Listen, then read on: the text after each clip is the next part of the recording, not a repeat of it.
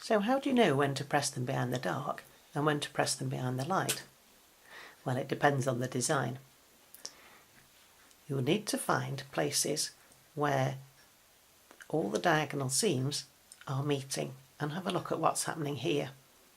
On the pinwheel, because it goes dark, light, dark, light, dark, light around that point where they're all meeting, then they need to be pressed so that the seams, the diagonal seams, all spiral around the point. So here I can press them all behind the dark and it works. If I've got another design such as this one, where you've got blocks of the same dark colour coming together, again there's the point where the two diagonal seams are meeting. So I need to make sure that the seams are going different ways around here. And if you look at the back, you can see that where this point is, this one is going this way behind the dark, but then this one needs to go behind the light. I've got another point up here the same way. You'll see I've made this one so that it goes behind the dark there and behind the light there, because this is the point where the two diagonal seams are meeting, so I need to make sure it spirals around the point. On this design here, a square and a square, I've got diagonal seams meeting up here and here and here and here. So I need to think about all of them. Let's have a look at the seams on the back. You'll notice that round that one I've got it going behind the dark, behind the light. But I also need to think about the other end of this seam because it's meeting this one in another point here. Now I've already got that one pressed behind the light, so I need to make sure that one works, so this one needs to go behind the dark.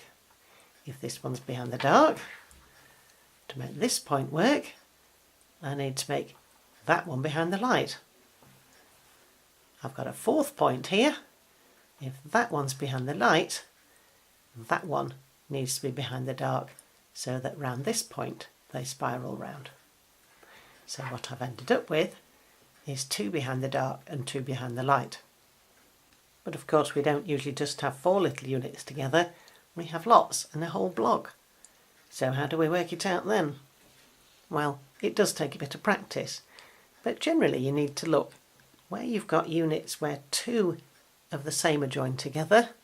You need to make sure that they're pressed in, one behind the light and one behind the dark, to make them meet nicely at this point. But of course you need to remember that that point is also this point, so these two seams also need to be taken into consideration. And if this one is behind the dark, this one needs to be behind the light. So round this point, the seams need to spiral. We can see this more clearly on the back. We look at this joint here, where we have those four seams meeting diagonally. This one's behind the light, behind the dark, behind the light, behind the dark, so that where they all meet together, the seams spiral round. That means that when we are stitching that seam, I need to shuffle that pair and that pair as well as the vertical one, because those are now opposite and those are now opposite as well, which means I'm going to get that nice point I had on the front. And if you look at the whole block, you'll see that quite a lot of the seams end up being pressed behind the dark side and quite a lot end up being pressed behind the light side. You have to work it out individually for each block. If you don't have the confidence to do that yourself, if you buy any of my patterns, I've done all the hard work for you, which means that you just have to follow the instructions. So do have a try of this for yourself. Make a few half square triangle units, some pressed behind the dark fabric and some pressed behind the light fabric. Try putting them together. Just take two, decide which way around you want them.